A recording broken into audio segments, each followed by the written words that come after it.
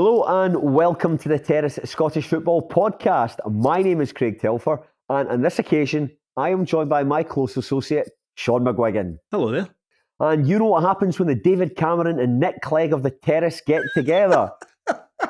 That is right. We are going to decimate public services by bringing in a culture of austerity that the nation is still struggling with. One of us is going to go off and work for Facebook, and the other one of us is going to stick his cock in a pig. I mean, at least I know who those two are. Yes. I mean, who's who, Shaughan? Oh, who was sitting a cock in a pig? I'd probably do it. It'd be for a laugh. It'd be for a laugh. But that's what David Cameron did as well. Yeah, to be just fair. Just do it for a laugh. To be fair, he should have just owned it. He was just having a laugh. Just moved on from it. I don't think anybody could have quibbled if he just said, they're just a laughy. Oh, you've never stuck your cock in a pig before. We will also get the chance to talk about some lower league Scottish football while we're at it. That's right. Shaughan and I are doing our patented 3-game look across the division. It is patented.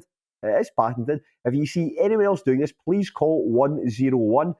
And Shaughan and I, let's be honest, Shaughan, a crime's a crime. Shaughan and I What comes with a patent? Just out of interest, you keep saying it's patented. What? Once you've patented something, what do you get in return? How do we prove this? It's not important. We'll talk about it off air. The listeners aren't really interested in how a patent works. They don't really need to know that. But Shaughan, we're going to be looking at a game from the Championship, another from League One, and a final fixture from League Two. We're discussing goals, relegations, outcomes, predictions, and if we're lucky, one of us might laugh. It's yet to happen in the 11 years we've been affiliates, but stranger things have happened. Did you see what happened actually this week in terms of somebody who we have discussed at the start of our podcast? They passed away, sadly. Who was that? Was that the guy that married Anna Nicole Smith? No. He died about 20 years ago. Yeah, he died very early on into the relationship, which I think was very convenient for Anna Nicole Smith. What are you suggesting about Anna Nicole Smith? I'm suggesting she was very much in love, but she had one eye in the future.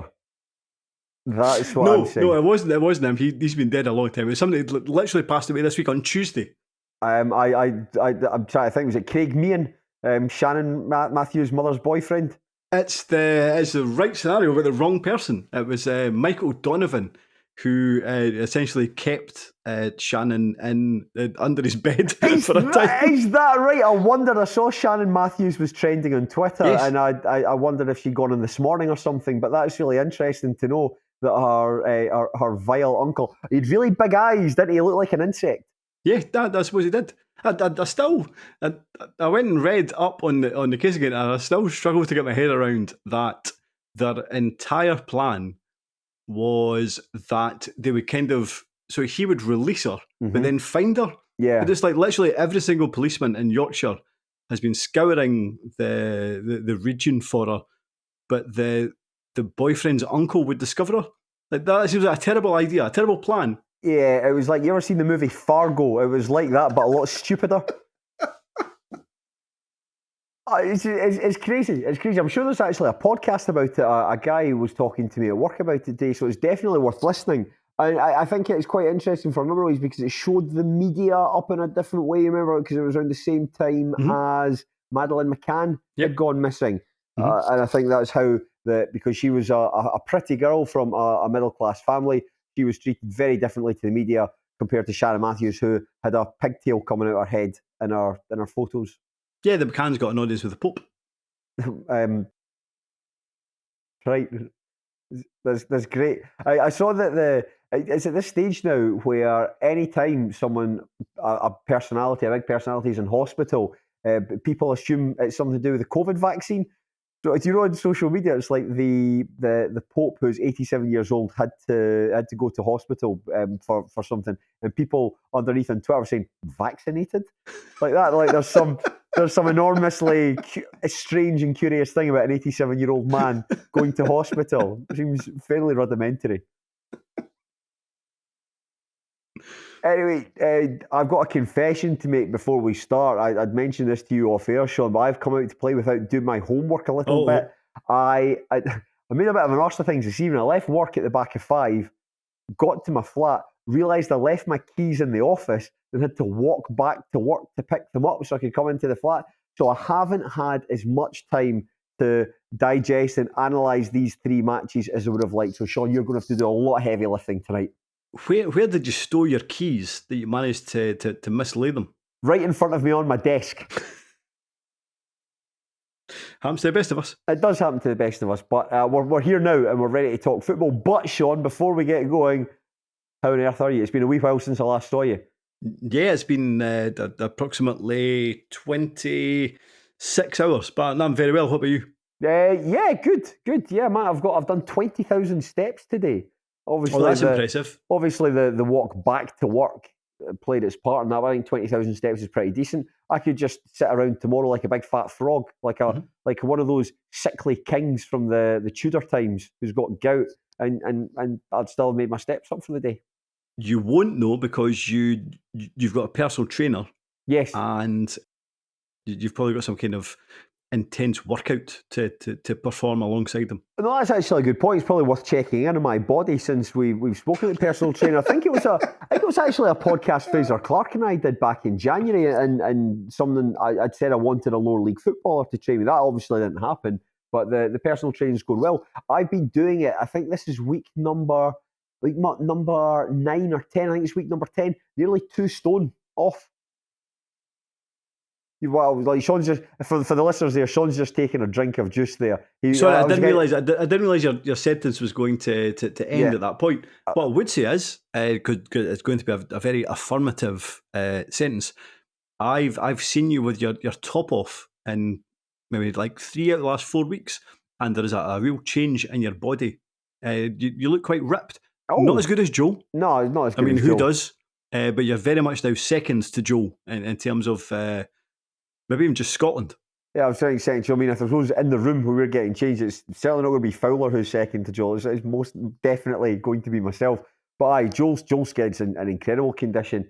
I feel as though that I've obviously the summer is coming up. It's by about middle of June, so I've got about another 6 weeks, 7 weeks. I get a 6-pack in that length of time. I don't know. I'm looking forward to finding out. I'd say there's already some kind of definition there. I would say you're doing quite well. I remember talking to a woman at work about this, and she mentioned this thing called the cookie pouch. Now, I'm going to assume that every single person who listens to the Terrace has a cookie pouch and knows what it is. It's when that layer of fat, between your belly button and your groin, where it just congeals there, and no matter how hard you try, you can never ever shift it. That is the cookie pouch, and if I can try to chip away at that slightly, I'll be doing well.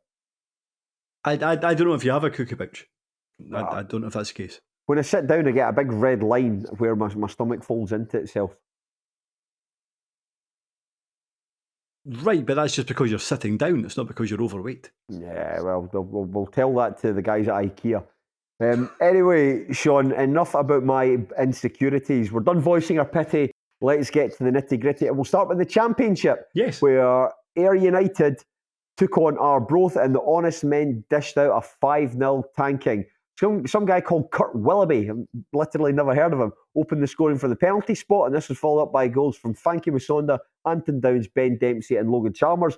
Ayr are in 6th place, and barring an incredible series of results between now and the end of the season, they're likely to conclude the campaign in mid-table. But this result has confirmed something that we have known for a good few months now, and that is Arbroath have been relegated, and it has brought to the end a pretty miserable, certainly miserable 18 months, 2 years in the Championship, beg your pardon. Shaughan, what are your thoughts on this game? I mean, in terms of the game, Arbroath again very much swept aside. From the comments about the game, from the interviews about the game, there was a suggestion that Arbroath had a couple of good chances before Ayr United opened the scoring. Didn't see them from the Ayr United highlights. What I did see before Ayr United opened the scoring was a couple of good saves from Max Burrich and the Arbroath goal. So I'm not denying that the Arbroath had chances in the first kind of 15, 20 minutes or whatever. However, this looked like a very, very one-way game. And certainly once Ayr United took the lead, I do think that there was a discussion about the first goal in terms of the penalty, but oddly, most of the chat seemed to be around whether it was inside or outside the box. I I know find you're quibbling when it's a 5-0 win. I thought the bigger discussion was whether or not Kurt Willoughby tripped himself up, which is kind of what I observed when I watched the game. Yeah, it's quite difficult to tell with the camera angle at Somerset Park. It's quite close to the ground. It's quite difficult to have any sort of perspective from that. But broadly speaking about this match, Shaughan, I think you're absolutely right. I just watched the highlights not long before we jumped on to record this podcast. And if you didn't know the context of the game, it looked like a lower league side taking on a bigger team in the Scottish Cup and being shown up by them. Ayr United looked as though they really enjoyed themselves, particularly in the second half. I thought some of their play, some of the chances that they created, I thought that Ben Dempsey took his goal real well. For instance, there was good interplay, although I know it came from a foul from Scott Stewart and Ayr United being quite clever in taking a quick free kick to set up Dempsey down the left. Even so, I thought they looked really good here. And I think that 5-0 doesn't flatter them. No. And it maybe flatters Arbroath a little bit because it could have been a wee bit more. You saw to see like your first 3 or 4 minutes of highlights, every single thing seemed to be Arbroath either losing a 50-50 or losing a second ball in the middle of the park. You saw actually just before the second goal that was eventually scored by Frankie Musonda, Jim McIntyre, the Arbroath manager, he kind of flung up his arms and kind of turned away. Yeah, because there was like a 50-50 ball that, again, Ayr United won. That is because that was maybe the half an hour or whatever when Musonda got that second goal. But that just summed up the game. They lost every meaningful challenge, judging by the highlights, in the middle of the park. But it kind of sums, I suppose it sums Arbroath up, not just this season, but last season as well. It feels like it's just been coming to this point. Like they won 6 games last season. They've won 6 games this season.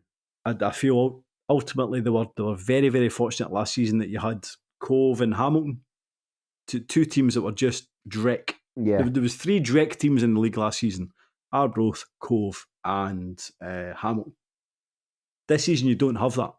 But Arbroath's summer, the players they brought in the summer just weren't good enough. Jim McIntyre was brought in. It felt like they gave him long enough to kind of turn things around. Don't think he brought in good enough players in January. Whether or not Jim McIntyre is good enough to turn anybody around, I'm not sure. Like it felt like he was doing okay at Cove last season. He was jettisoned to bring in Paul Hartley. I suppose we might get a better idea about Jim McIntyre last season because next season, because I expect that he's being kept on. But it's been a dreadful campaign for Arbroath, and no surprise they finished bottom. No, not at all. Any time we've really checked in Arbroath this season, I mean, it's either when they've beaten Wraith Rovers or they've been absolutely spanked. And the times where they've lost, I think when Arbroath play badly, they really play badly. I'm thinking of the game. Probably one of the worst performances I've seen this season was when they played against Queen's Park at Hampden, and the goals they conceded in that game were so poor. Queen's Park really didn't have to work hard for them. And I think in this match, I actually thought that obviously 2 of them were penalties, but other than that, the Ayr goals were actually all pretty well taken. Like I thought that really nice finish from Logan Chalmers, good work. With the fact there was no commentary, I found it quite difficult to know who was doing what. But it was a really good finish, good work at the round hand sight before it was squared to him. So, they had to work hard for this one. But Arbroath, I mean, they've punched so far above their weight in that incredible season. We see anytime you talk about Arbroath, we're always referencing the 21-22 season, which was absolutely phenomenal. But that was like once in a lifetime sort of stuff. And the fall from that, I certainly didn't expect it to be quite as dramatic as it was.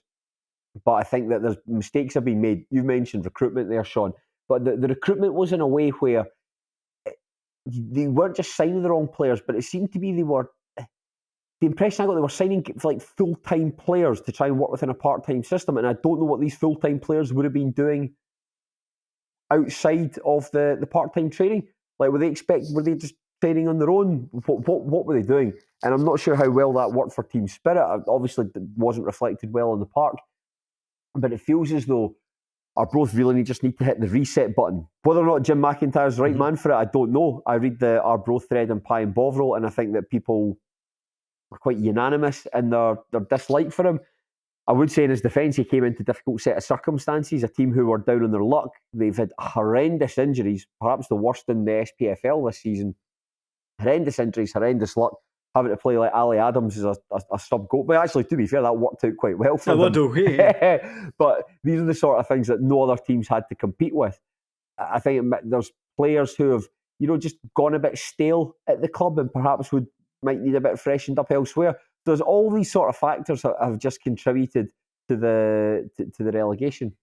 I just think that there's two teams where we've essentially said, see, for every lower league preview podcast, there's probably two teams that we've said exactly the same every single summer, and it's probably Inverness in terms of they've become incrementally worse or incrementally poorer than the season before. Yep.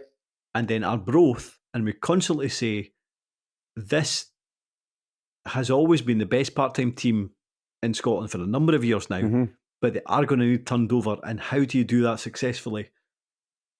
And both actually could. Inverness have kind of held us at arm's length for a while, and they've really regressed. Arbroath have kind of done the same. Yeah, like certainly the back four, which has always been like that's what has given them so much success over the years. But that needed, I suppose, broken up or refreshed, absolutely, and they haven't managed to do that successfully.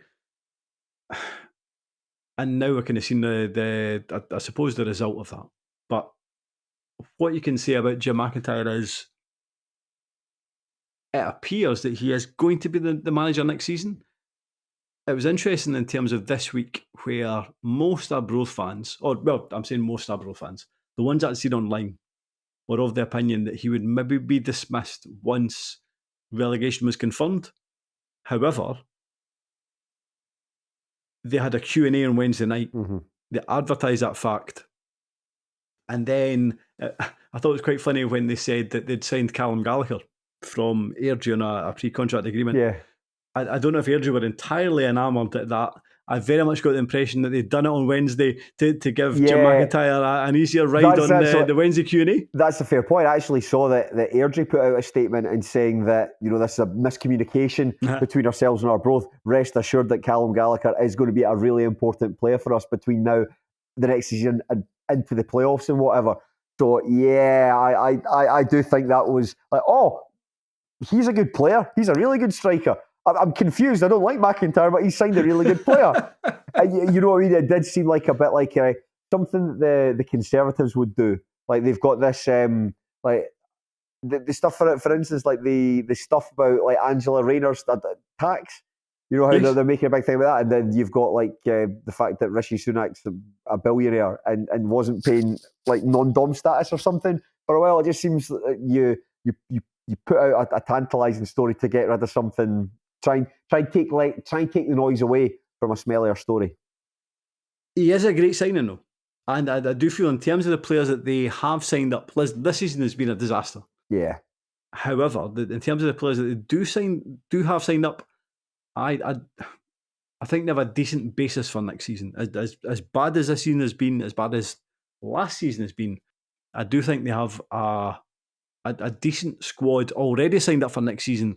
And as long as McIntyre, and I expect him to be there regardless of what our Arbroath fans would prefer, if he can recruit another 4 or 5 decent League One players, you would still expect Arbroath to be the kind of favourites for League One, even with Hamilton or maybe whoever else goes down. The big thing though for McIntyre is, and if the online sentiment is the fan base as a whole, if that is the case, then he really has to hit the ground running next season. Oh, very much so. Yeah, because if they say for instance they pick up like 4 points from the first 4 matches, people will be right on top of him. And I feel like the impression of Arbroath, and this is again reading stuff in Pie and Bovril, I don't like it when we go into discussions about stuff we've read on Pie and Bovril, because it's like, why would anyone want to listen to us talk about it when they can just go and read it for themselves?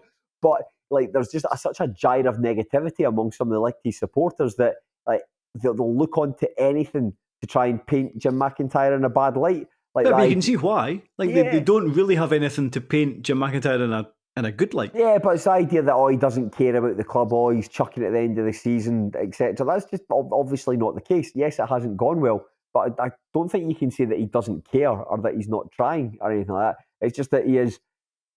The relegation has been coming a long time. You know, they've stranded at the bottom of the table, and it would take a miraculous set of results to try to pull them away from it. So it's just, I think that people gave it a decent shot, but they were resigned to it. And I agree with you. What he does in the summer is going to be really, really interesting, because I think that there's talk of, like, Dick Campbell, for instance. There's another factor, like Dick Campbell coming in at East Fife. He'll have the first window where he's able to recruit players. I imagine, and it's something that Campbell's done in the past, where he has a core of players that he's worked with at a number of clubs, thinking guys that he signed for a number of teams, like Danny Denham, for instance, signed like for Arbroath, like Tam O'Brien, Omar Kader.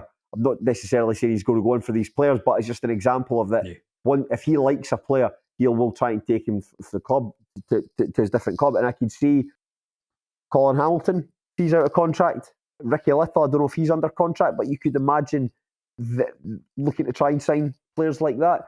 So what McIntyre does, if one of the things that he's got, and it's not great. I mean, it's not ideal for the Arbroath fans, but it's weirdly, this is similar to like Falkirk and Stennismuir. You know exactly where you're going to be playing next season. Arbroath know exactly where they're going to be playing next season. You can plan accordingly. We're getting relegated. What's the budget? Right. I have got now, I've like a month ahead of everyone else that I know how much money I'm going to play with. I know what we're going down. The players that I've been speaking to in the past and tell them, I can give them definitive answers about what we are doing. So you are in a better position than say Alloa, for instance. Say you're in the market for the same player. The guy wants to play at like the like championship football next season, part-time player. Alloa can't guarantee it. So he might go, well, if I can't get that, this is what Arbroath can give me. If you know what I mean. So it's a terrible thing to be relegated, but it is slightly advantageous, if you know what I mean.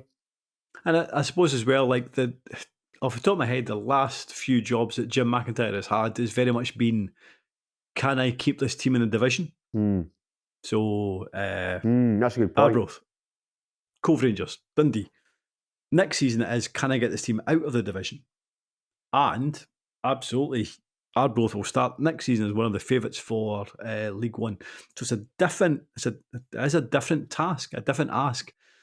I think they already have 9 or 10 players signed up, as far as I'm aware, for next season that would make them one of the better teams in League One. So, as much as Arbroath fans aren't entirely enamoured, as far as I'm aware, with Jim McIntyre, I still think they might do quite well with him, as long as he gets.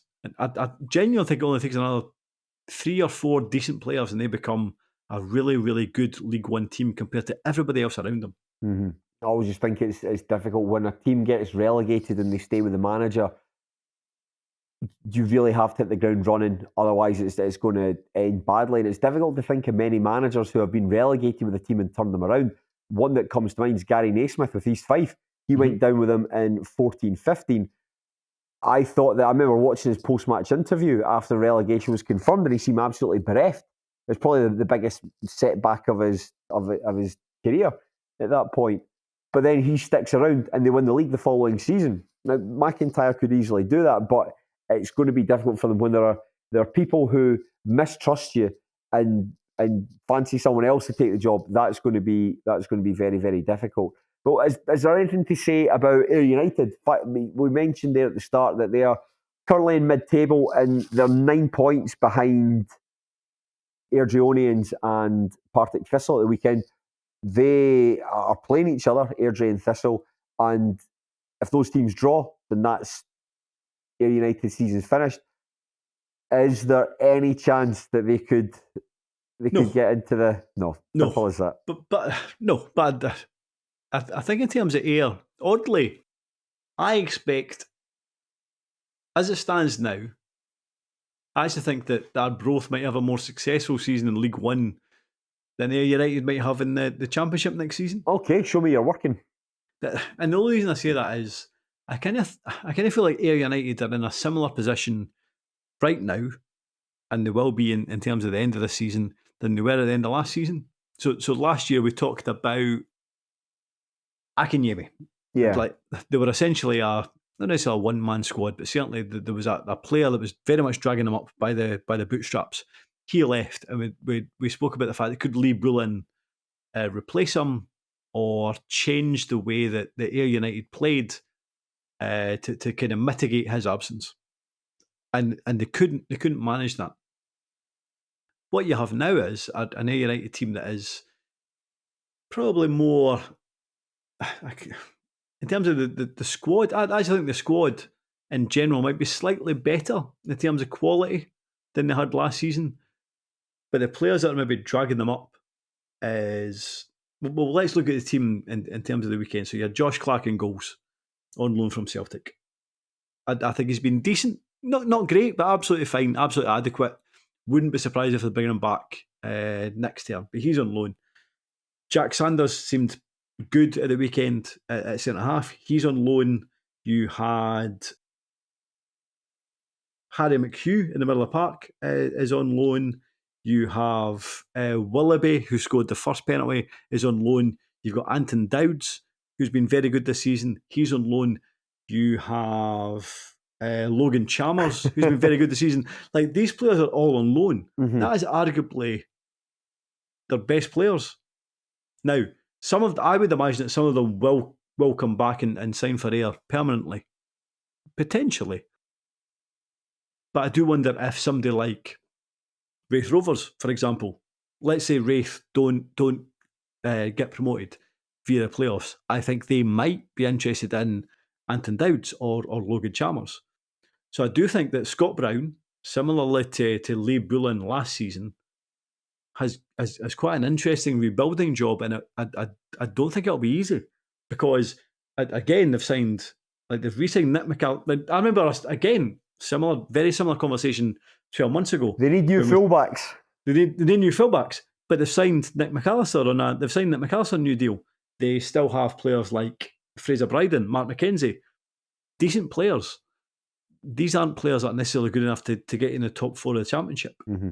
And if you have these players, and then the spine of your squad is on loan, then Scott Brown really needs to be very, very good at attracting players in the summer, and that might be difficult.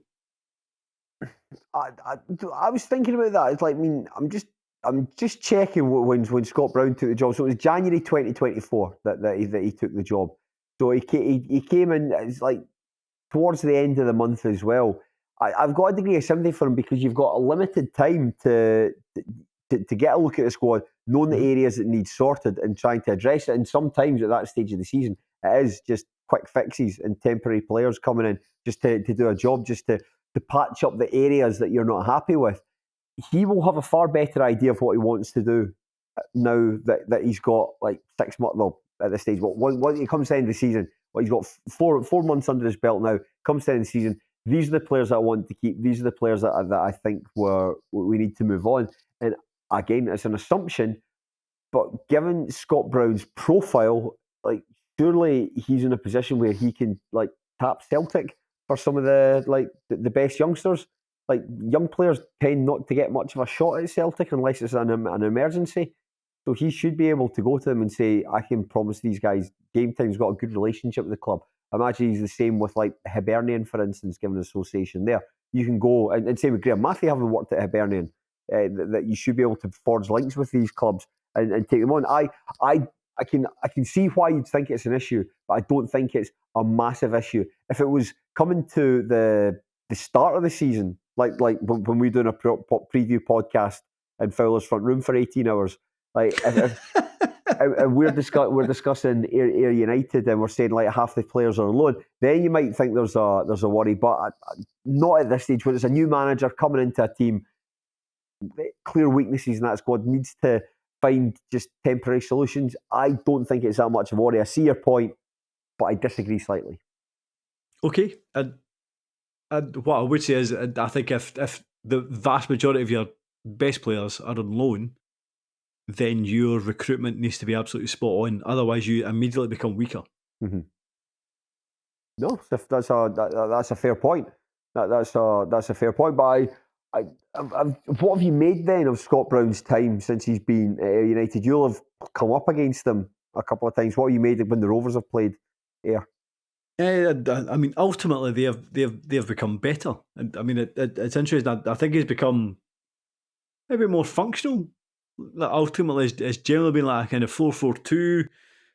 I get the impression that he just gets more out of the players than Lee Bullen did. I wasn't necessarily impressed by Bullen tactically when he was a manager, and my concern for Ayr was how do you replace Akinyemi when you have a manager that isn't necessarily that knowledgeable.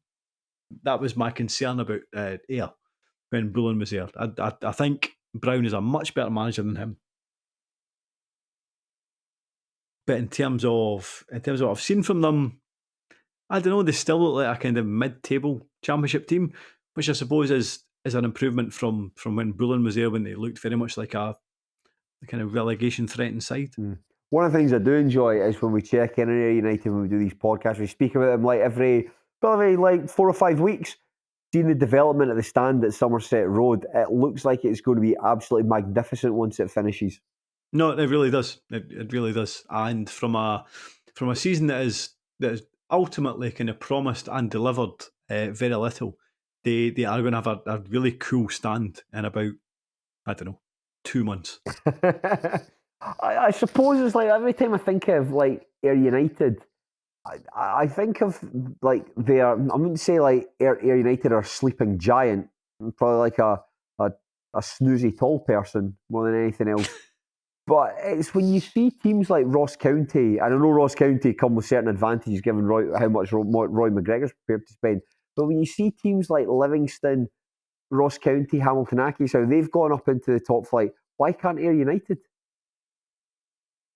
Because they have a home support of what, 1,700-1,800? And I Was suppose similar to like Wraith Rovers. They haven't been in Wraith haven't been in the top flight since the 90s. Ultimately, that's what it all boils down to. No, that's a fair point. I think that ultimately, and I think that's a point, I can't remember if you said this in a View from the Terrace or not, I think you might have done, but ultimately if you're to lay out all the clubs in order of where they should be, it's sort of reflected in the size of their core support. Yeah, of course it does. Aye, absolutely. That's what it all boils down to. Excellent. Is there anything else to be said about this fixture, Shaughan? No, listen, I hope Arbroath bounce back. I do like it as an away day, and fair play. I think they will, unless Jim McIntyre is much poorer a manager than I think he is. We'll find out. There are 2 points I would like to say before we move on. One, in my notes, is that Max Boric looks like a doofus relative. You know who he reminds me of? You ever seen the movie Casino? Yes. You know the slots manager who Ace Rothstein ends up firing?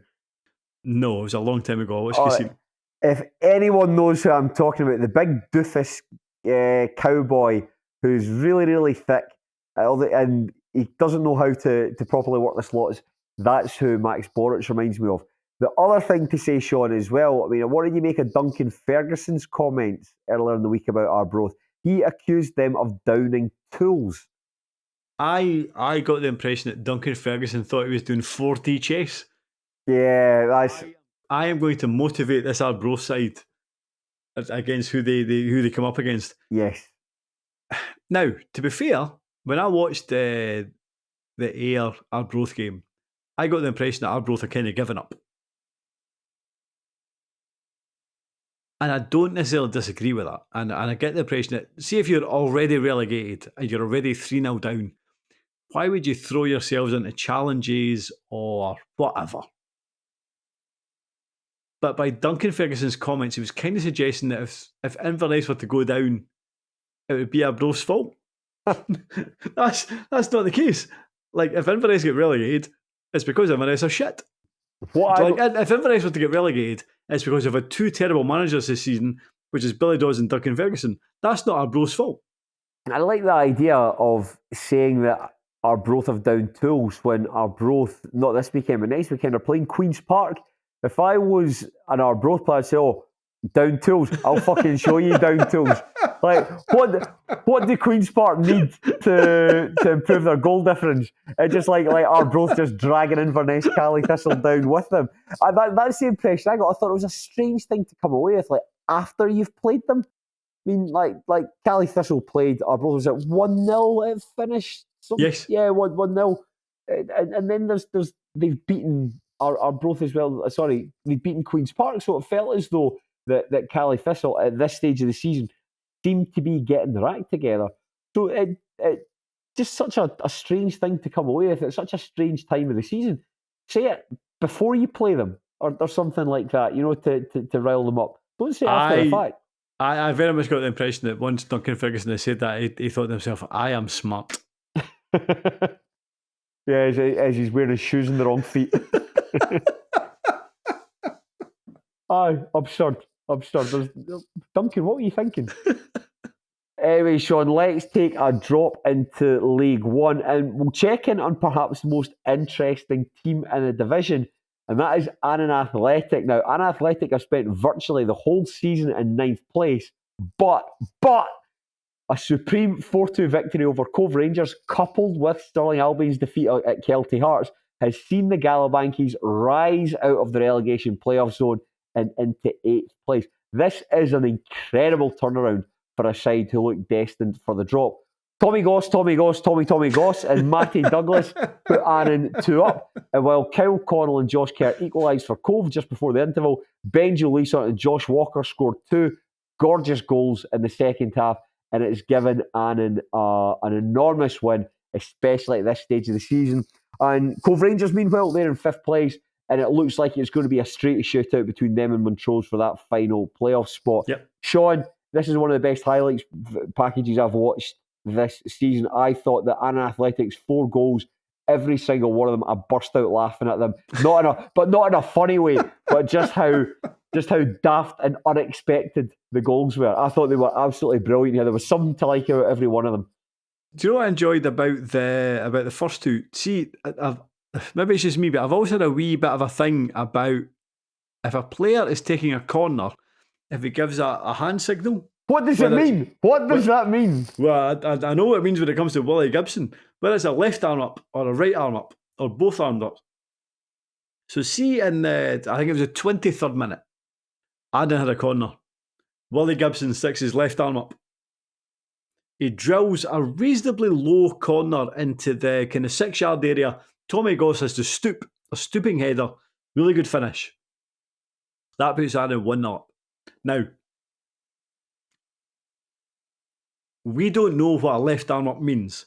However, we've now just established when Willie Gibson sticks his left arm up that it's a reasonably low drilled corner into the 6-yard box. Pay attention to that. In the 28th minute, Annan get a corner. Willie Gibson sticks his left arm up. Now, I'm no football manager and I've never played football. However, Willie Gibson's already told you if it's a left arm up, he's sticking a reasonably low, direct corner into the 6-yard area. Nobody reacts it again. And then Matty Douglas, it's a wee bit lower, it's a wee bit further out, but he gets his foot to it. 2-0 up. But there is something about Annan Athletic. Maybe it's a highlights package. Maybe it's the ground. Maybe it's the team. Maybe it's the manager and Peter Murphy. I don't know, but there's something about Annan Athletic I just really like, and their form over the last 2 months. Only Falkirk and Hamilton have picked up more points, and bear in mind they were 11 points behind at one point. Yeah. Maybe in January. The fact that they're now out the relegation zone is one of the best stories in the SPFL. I completely agree with you. I'm absolutely delighted to see Annan Athletic doing as well as they are. Jumping back a step, Shaughan, you seen that boy John Walker that posts big threads about set pieces on Twitter? You just done him out. Right, don't bother, they're long and boring. But you've just done him out a job. That's it. Can you just imagine all the scouts watching that and just thinking, fuck, yeah. Well, he's telling him, well, you see that left hand go up, hit the penalty spot, and have your heads about 3 feet off the ground, because that's exactly where the ball's going to go.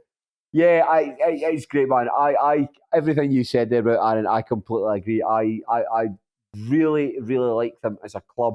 I really hope they stay up, because I really want to get the chance to go back to Gallowbank next season. One of my favourite away days in the country. I think everything they've got set up there is perfect for the lower league fan, and great hospitality, great people, just a great place to go and watch football. So I can't wait for that.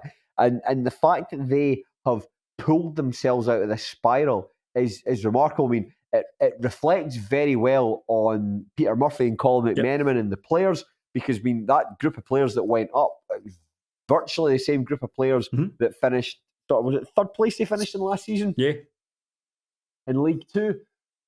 Obviously, there's a big step up, but a couple of loan players to come and to augment them. It reflects very well on them.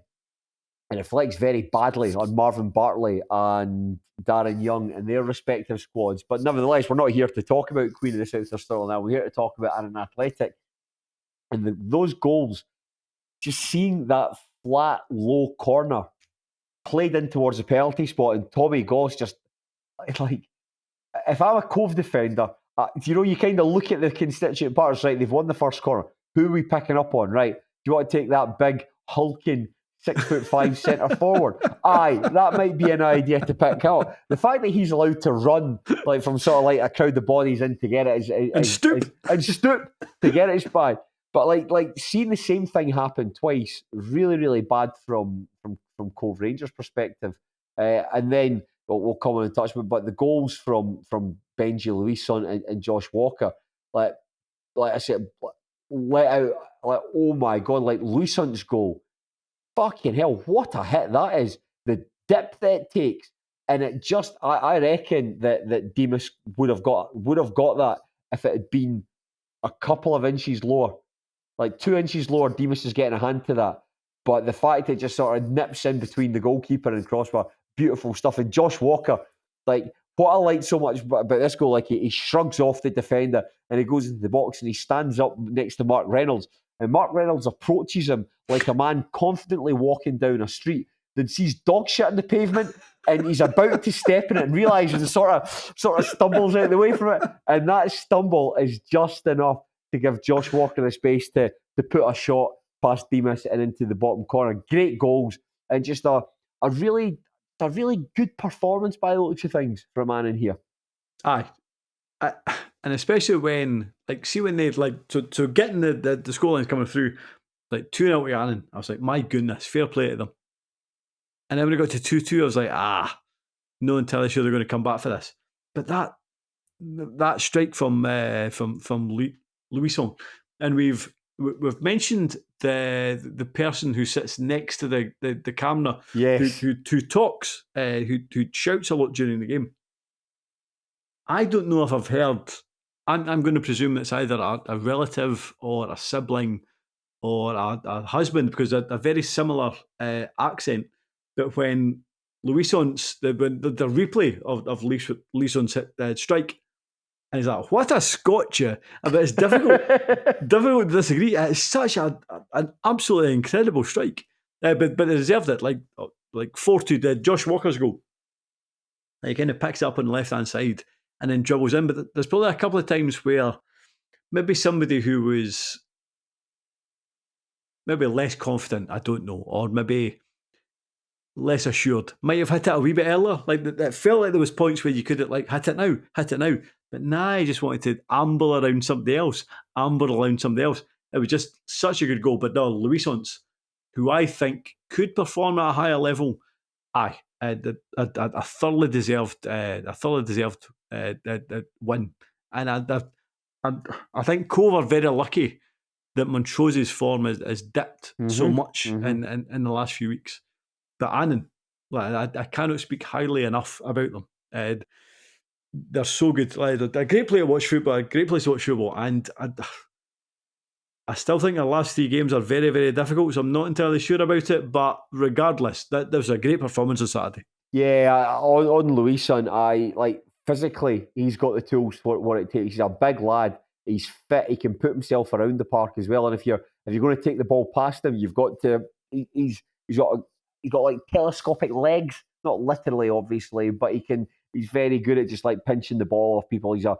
I imagine if you were playing alongside him, he could do a lot of the heavy lifting and a lot of dirty stuff for better players. So I'm not sure if he's under contract or not, but from what I've seen of him this season, you think that somebody would take a chance and look to look to sign him on. But yeah, like Annan's remaining games are going to be very difficult. I mean, let's just bring up the games that they've got here. So Edinburgh, Falkirk, Stirling. Oh, that's the Cove Rangers games. I was say Cove Rangers again. No, that's it. So Edinburgh. So I think ultimately everybody plays everybody. So Right. in terms of like Annan play Stirling, Stirling play Queen of South and Annan, and Queen of South play. Annan play Stirling, Stirling play Queen of South and Annan, and Queen of South play Stirling. So ultimately everybody plays each other down there. I think it's all going to come down to that. I wouldn't be surprised if all of them end up with 4 points for the last 3 games, which would keep Annan up. But maybe I'm just being hopeful. I'm not sure. I think they will beat Edinburgh. They'll lose to Falkirk because Falkirk are just going to go this season unbeaten. I think that after beating Cove Rangers and Hamilton Accies, they're playing Falkirk's last games are Kelty, Annan, and Alloa. Teams that they've dispatched comfortably this season. Although they did draw. I mean, they did draw with Annan last time they played them, but that was a daft game. They should have won that match. So the 94th minute goal that Annan got. Aye, 4 points should be enough. You could imagine them losing to Falkirk and then drawing with Stirling Albion on the final day. If it is that's what takes them to stay up. It's great, but it's great testament to them because like at points in the season when it looks like they're going down, you could have easily have thought about replacing Peter Murphy. Yeah, you know, like he's been there a long time. He's moved up a level.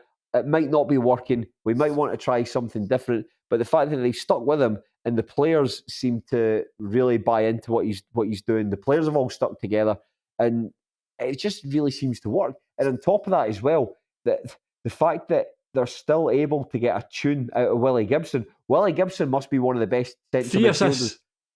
Extraordinary. Gibson must be one of the best central midfielders in that division.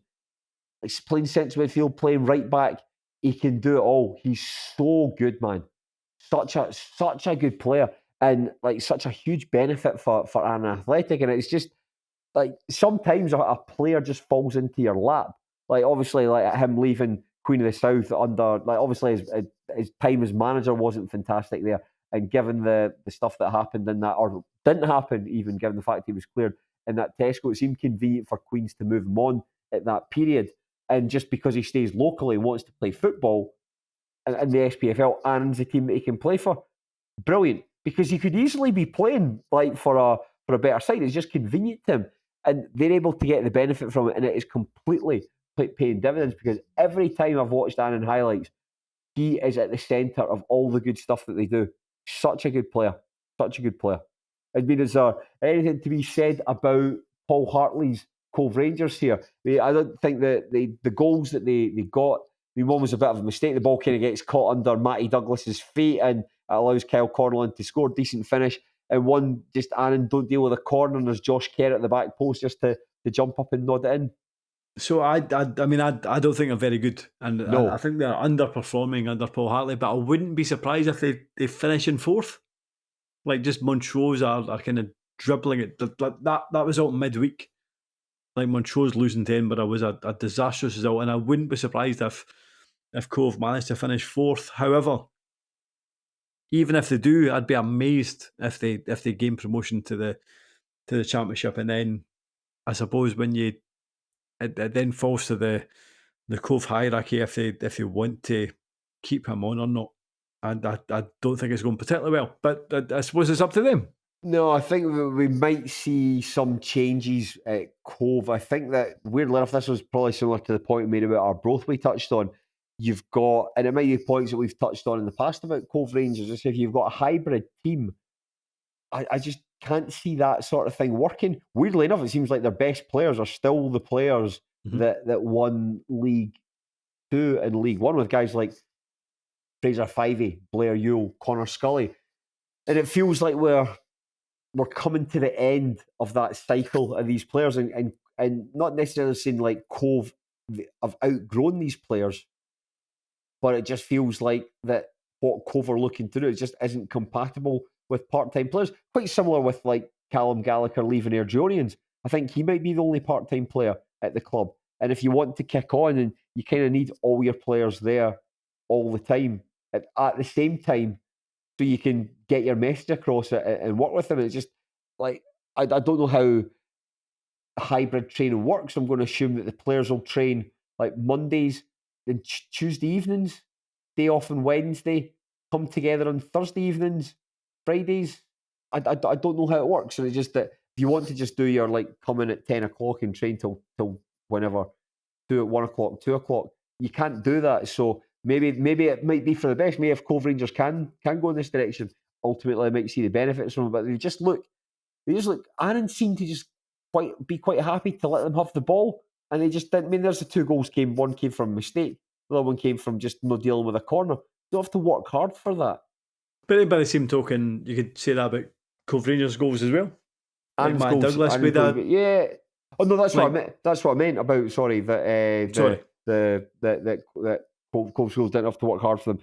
They just seem like even when the ball hits the net, that was something I noticed as well. Watching the highlights back, the ball, and I know that it's a long way to travel from Aberdeen. There's no roar. There's no noise. Yes, that's all you got. Like, who's this club for? All this money you're putting into this club, who's it for?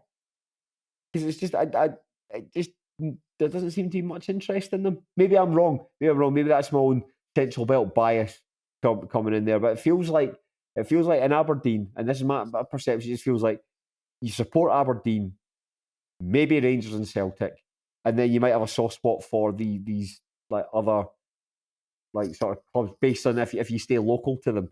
But who's this for? I don't disagree.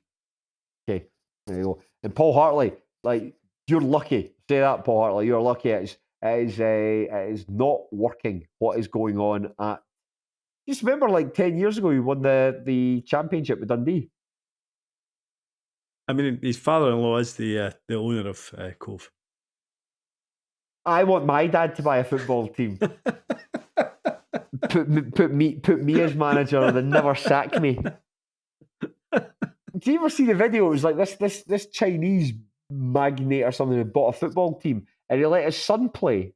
The son, yes, the son, the kind of overweight son just kind of ran on. Yeah, he was horrendous. He had a terrible touch. Yeah, that's rubbish. That's brilliant. That's the equivalent of Paul Hartley. If Paul Hartley couldn't play, that would be the equivalent. And Shaughan, finally, we'll just before we move on into the League Two, we mentioned about Edinburgh City beating Montrose this week. Fair fucking play. I did not see that coming at all. I know Montrose aren't in great form at the moment, but I didn't see Edinburgh winning a game at all this season. So fair play to them. They beat them 1-0 on Tuesday night. Finlay Marshall got the goal just after the hour. Brilliant result. Aye, and I suppose if you're an Edinburgh fan that you have followed them through thick and thin, then this is the kind of result that you have been waiting for. And like to see the comments, it was funny. Like bear in mind that Edinburgh have been doomed, like for months. But to see the kind of positive comments that the Edinburgh were retweeting after that result was quite dead. It was quite warming, quite heartwarming. Although to be fair, I kind of wanted Montrose to get to the playoffs. So that was also quite a negative at the same time. Yeah, I think that's going to be an interesting race then between now and then the season. I suppose that's probably the only degree of intrigue. No, there's a degree of intrigue, certainly at the top half of the table. We know Hamilton will finish in second, Alloa in third, and that's straight shootout between Montrose and Cove. One last thing to say, and that's, Shaughan, I think I mentioned this to you earlier. I am reading this now. Michael McIndoe, Wildling. Yes, this is the Michael. Is that him there? Is that his face on the front picture with a goatee? Well, I mean, if it's not Michael McIndoe, you would imagine so. You would imagine so, wouldn't it? Then who is it? Yeah, if you had written, if I wrote an autobiography, I'd put my face in the front. I wouldn't put Joel Skedd's face with in a the goatee. Front. Yeah, I think Joel Skedd can grow a goatee. I bought this. Like, the worst thing was, like, I bought this off Amazon for something like $8.99. It came with a sticker, Oxfam, 99 pence on it. So whoever bought this from Oxfam and then subsequently put it on Amazon, you've got a decent markup. I've started reading. I've only read the first 3 chapters. It's Good quite, stuff. It's quite violent. Like Michael McIndoe had quite quite a difficult upbringing on a very tough part of Edinburgh. And he's talking about some of the gang violence he was involved in, and sort of the like owing money to drug dealers. So it's Did you realise you want to hear about the time where he owes money to other footballers? not got to that bit yet. I'm looking forward to it. I mean, there's a bit in it where if I can see if I can find it, but he uses the term motherfucker, and I thought that was I've never heard anyone outside on like an American show use the word motherfucker. It's just like a weird thing for a Scottish person to say. It's unnecessary. Yeah, fucker's all right, you dirty fucker. But he wouldn't say you dirty motherfucker. That's motherfucker as well. You say it in the BBC, that goes all the way up to the head of the channel to get signed off. Yeah, I'm aware of that. Yeah, the number of times we tried to get into a view from the terrace, you have no idea. But Michael McIndoe, I know that you listen to this podcast. Someone tells you about this podcast. Come on, Shaughan and I would love to talk to you. Oh, sorry, you cut out there. All right, I say, Michael McIndoe, please come on this podcast. That was that would be class. That would be they couldn't get any better than that. That would be class. I think it would be deeply intense, and I think with you and I would probably leave with a timeshare. I think both of us would be intimidated. Actually, now I think about it, it'd be a terrible podcast because neither of us would be confident at all. Just really, really intense. It would be like imagine Uncut Gems, but in real life and with a Scottish football manager. Imagine that, the film Uncut Gems, but the bit when all the guys are stuck in the security door is just you and Michael McIndoe interviewing him, and he just keeps using your name over and over again. Oh, I thought it was an amazing movie, Uncut Gems. I absolutely loved it. I switched it off. It was just getting on my nerves. I loved it. But Shaughan, we'll go into League Two. We'll go into League Two. Shall we? Let's wrap this macabre charade up. And this is probably up until Edinburgh City beating Montrose. This is the most astonishing result for the past 7 days. This was in Methil, and this was East Fife, who were unbeaten under Dick Campbell and making inroads on the top four. They were thrashed 4-1 at home to Bonnyrigg Rose. Who could have seen this coming? Alan Troughton opened the scoring for the home side with a very neat header after 8 minutes, but Neil Martiniuk drew the Rose level shortly afterwards, and then Ross Gray, Bradley Barrett and Kerr Young won the game for the Rose. East Fife can still finish in the playoffs. Very unlikely now, they're 7 points behind Spartans, but the Rose, that result might have just done enough for them. They're 4 points off the foot of the table. And I've got to say, man, I thought Bonnyrigg Rose looked fucking excellent here. 4-1. It could easily have been 6 or 7, and no one would have complained here. They were absolutely fantastic here.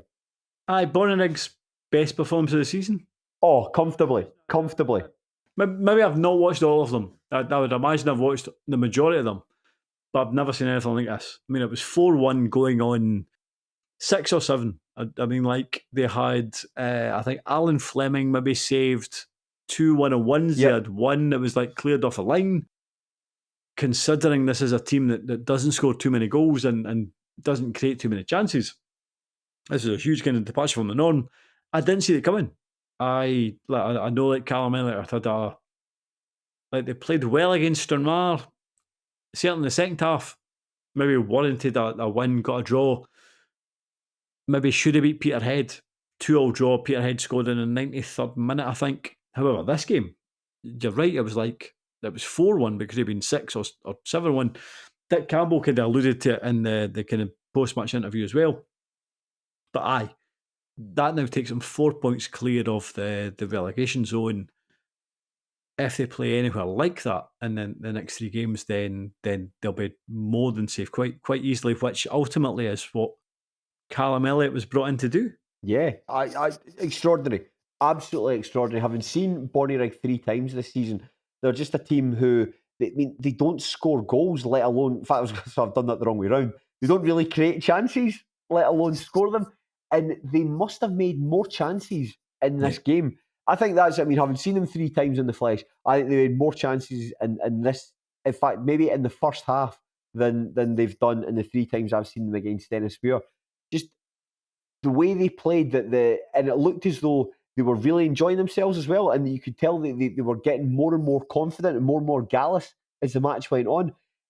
I would have loved it if Dean Watson's strike had gone. Ultimately, it Oh. went and Ross Gray converted it. But Dean Watson, the fact he took the thing like in a sort of dip and half volley and it hit was the great. crossbar, and it very fortunate bounce that it came out to Bradley Barrett to sorry, beg your pardon, Ross Gray to turn into the net. But just it was one of those games, man. Like, and there's me being very critical, or sorry, very positive about Bonnyrigg Rose compared to what I've seen them. East Fife, though, how do you explain that?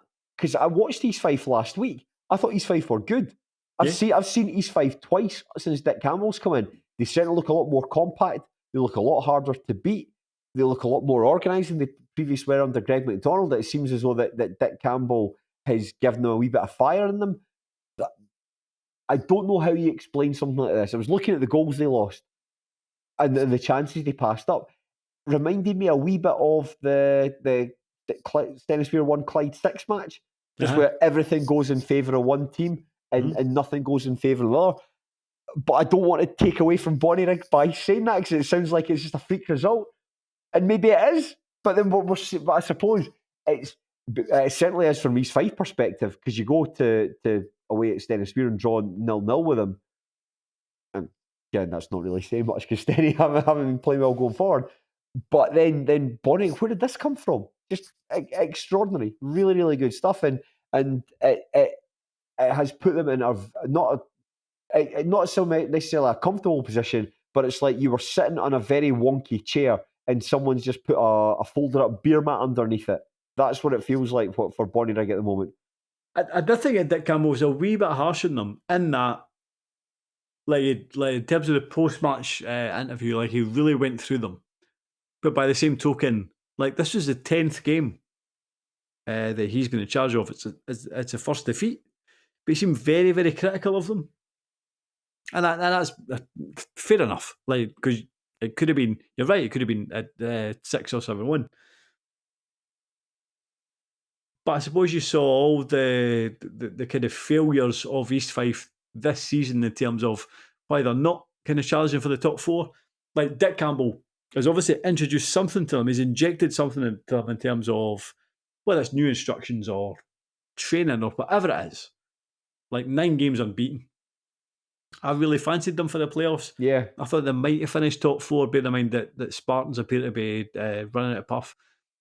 So I did think that Dick was a wee bit harsh on them on Saturday. But what I thought was very funny in terms of Bonnyrigg's post-match analysis. So I'd watched East Fife's highlights to start with. Oh, is this Callum Elliott's interview? Yes. I'd completely forgotten. Like Bonnyrigg always do their highlights and then the manager's interview. It's in the same video. And the kind of same package. So it was like, I think it said manager's interviews. I just clicked on it. And it said like 9 minutes and whatever. I was like, my goodness, that's a very long interview with Callum Elliott. Then I realised it was just the highlights. The highlights went a long way away. I was like, right, this manager's interview is not going to be taking too long at all. There was one question. Callum, really great result today. What did you make of the game? Something like that. Everything was very, very generic. Yeah. And then after 45 seconds, with Callum Elliott looking very, very, I don't know, nervous and sheepish, the interviewer just goes, perfect. And then that was it. Like, Callum Elliott is not really comfortable at all in terms of doing a post-game interview. It's just the guy sounded like, just the way he said, like, perfect. He sounded like a frog. He sounded like one of those Budweiser frogs.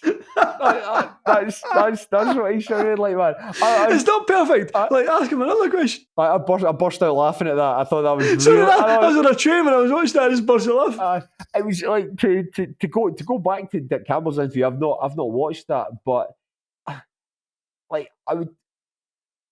Gary Naismith, for instance, watching his interviews like after losing 6-1 to Clyde, and just he was like, that wasn't hard on the players. I imagine he's done that like in the change room, absolutely gone through them and be like, what the fuck was that? But he's just basically saying like we're still in a really good position. All we just need to make sure is we just keep on going and we put that behind us. That the next game is the one. The next game's on, and we were going to bounce back from that. And ultimately, Stennismuir did. And for me, that was like the definitive match of the season, beating Bonnyrigg, because like, I think I said that last week when we did that podcast. Like that's when I think everyone knew that this league's in the bag. For Campbell to go through them where they've done quite well from that is strange to me. But then you would see there was in the first half, I don't know who was playing it right back for East Fife, but there's a ball that's playing to the channel, and the fullback runs over to it, and I don't know what he's trying to do. If he's trying to like shield it out or whatever, the guy basically just dumps on his arse. The body pod dumps on his arse and it hits the byline, and I think he wasn't sure what he was doing there because he took far too long to make his mind up. But when you're seeing stuff like that, you think that that's just not your day. It's not going right for the players. It should be like, listen, that was fucking terrible. You're in at training on Tuesday. I want to see a reaction for the next match rather than going through them. But then I suppose that the manager might say to them, he might give them a bollocking. And who was I talking to about this? I was talking to a player about this and what it's like when your manager slates you. And normally they say, if the manager tells us beforehand, you'll get your bollocking. Listen, and I'm going out there to say the fucking same thing. Then you kind of know that it's come. But if the manager wants to keep it in house and then goes out and says something, then you know. And I suppose Dick Campbell's maybe in the position where he can maybe get away with doing that sort of thing. Maybe.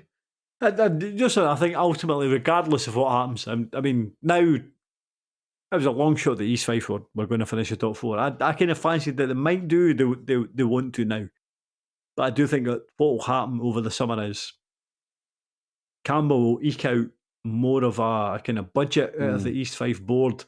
I think things like hospitality, they'll get more people turn up for that. It's funny you say that. I think I read that in Pine Bovril that more people are going to East Fife hospitality. And I suppose that the for some people, the prospect of like getting the chance to speak to Dick Campbell after a game of football, that's quite an attraction.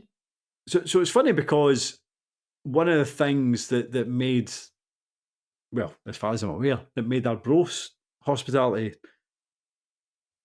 so popular was the fact that Dick Campbell would come out and speak about the game or how it went or why he'd done what he'd done. That doesn't happen now. Like Jim McIntyre doesn't do that with Arbroath hospitality. And to be fair, I don't have an issue with that. But now we have a situation where East Fife have hospitality, but Dick Campbell is quite happy to come out and talk about the game, why he's done this, why he's picked that team, etc., so on and so forth. So suddenly, East Fife probably have a kind of an opportunity to bring in more money than they maybe did before. And then suddenly, it's not just to have a decent manager who knows what he's doing. They might have a wee bit of opportunity budget-wise to bring in 2 or 3 better players. It's interesting that we're kind of going off on a tangent here. It's not like us to do that, but hospitality. I'm thinking that the hospitalities that I've done that were really good. Like, unfortunately, you weren't there for it, but we went to Montrose. Like, the hospitality for that was excellent, and one of the attractions for what made it so good wasn't just the company. It wasn't just the fact we got to hang out with Barry O'Neill and like Tony and Fowler, Joel, Robert was there and all that, and obviously we'd have loved it if you hadn't been in Australia having a great time. You know?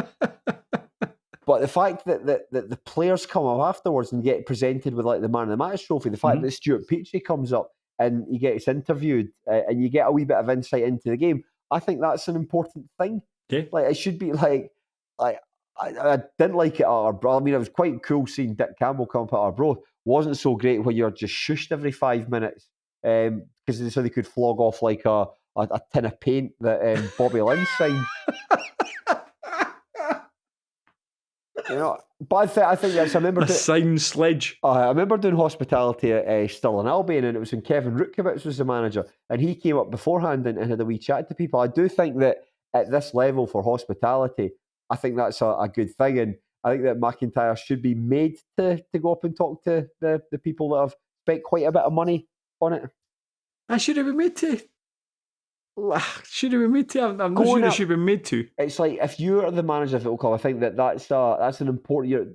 It's an ambassadorial role as well, and I think that I would want to see my manager do it. I mean, when we did it at Stennismuir a couple of weeks ago, like, I mean, Gary Naismith wasn't there, but at least you got to, like, Nicky Jameson came up, Greg Buchanan came up, So that's good. At least you get to. As long yes, I think there should be some kind of club representative. Absolutely, like some kind of, whether it's a player, whether it's a manager, whether it's somebody comes up after the game to acknowledge the fact that somebody, all of us, whether it's 50, 60, 100 people have spent a decent amount of money, then Yeah. yes, somebody should be acknowledging the fact that we've all done that. Although having watched his interviews, I'm not sure how interesting it would be to listen to Jim McIntyre. Would you rather go for a pint with Jim McIntyre or Dick Campbell? Neither. All right, okay. We'll leave it at that then. Thank you very much for joining us. Please, if you haven't already, subscribe to the Terrace Patreon. There's so much good stuff that was up there. And Shaughan, I'm not sure if you've listened to it yet, but Fowler's done an interview with Lawrence Nelson and Brian Martin from the Sunrise TV commentary team. I've seen it go out. I've not listened to it, but I very much will. Probably tomorrow. Yeah, I was listening to the gym today. It's very, very funny. Like Fowler, I won't spoil it for you, but Fowler makes a bit of a faux pas like 4 seconds in, and it's proper like laugh out loud funny. It's really good stuff. And the pair of them as well. The pair of them are just like so likable and endearing, and I think like fundamentally they just love their football club. And it's really, really good to just to listen to them talk about it. So, that is worth paying the money for alone. But there's so much good stuff under there. Shaughan, I don't think we'll be doing a podcast next week. I think you and I are out the game. No, we'll be in Aberdeen. We'll be out and about. Shaughan and I are in Aberdeen. We're recording a view from the terrace in front of a studio audience in Aberdeen. So that's always good fun. I think there's about 300 people going to this as well. So that'll be one of the probably the biggest crowd that we've filmed in front of. Will be the biggest I've ever filmed in front of, yes. Yes, so we're very much looking forward to it, and we're very much looking forward to seeing what Aberdeen's got to offer. Good stuff, I would imagine. Grey, slate. Well, listen, if you know any pubs that myself and Shaughan should go to, please let us know. But please let us know, and then don't go to them yourself when you know that Shaughan and I are going there. Just let us go and have a pint in peace. Like, the last thing that I want to do is go for a pint with Shaughan in Aberdeen, and then you thinking you can come and pull up a seat and join us. That's not the way. That's not the way this works. So just to make you aware, see when we recorded the show in Inverness. Mm-hmm. So we went to pubs in Inverness, and people who had went to the live show come to talk to us, and it was a good experience. That was just a good night. What I would do in Aberdeen, I'm going to sit with a pair of sunglasses on, and if anyone comes out, it's not the night. Nah, not the night. Like, right, Telfer's all right if I get a picture with you. My granddad watches the show all the time. I think it'd be really nice if I get my photo with you. Nah, no, the night. Don't even look at him. Nah, no, the night, mate. No, the night, mate. So I recommend us a pub for Shaughan and I to go to, but please don't go yourself. That's ultimately all we're asking. There you go. From Michael Donovan to here. It's just a real straight line. What's it? The 6 degrees of separation. That's it. But for Michael Donovan, what was that pub that the Aberdeen players went to during COVID? Oh, I don't know. But do you remember Nicola Sturgeon said, yes, yeah, if you do that again, you're going to be given a red card. Red card. Whoa! Slay Queen. Whoa! No, I'm just kidding on. Please recommend a pub for me and Shaughan to go to, and then just don't turn up yourself. But don't be smart and send us to a really rough pub where we're going to get punched and kicked. And as a joke, don't do that. Don't do that. Please just come in Aberdeen if you've got tickets for a view for the terrace. We're looking. Just come along. Ultimately, just come along. Just come along. It'll be a good. Well, you say that, but we'll try. We'll see. As Shaughan and I have spent the last 11 years trying to eke out some degree of humour. Spending time with each other. We haven't managed it yet, but the law of averages certainly not tonight. Certainly not tonight. I haven't laughed once. Even at the thought of a child being stowed away in a drawer under a bed. Even the thought of that, the most harebrained scheme of all time, even that hasn't raised a laugh. It made me laugh. On that bombshell. Shaughan, thank you very much. Good night. And you, the listener, thank you very much. Take care. Good night. God bless. And enjoy your time at A View from the Terrace live. But enjoy, enjoy it respectfully. Fucking hell, right? That's plenty. That's enough.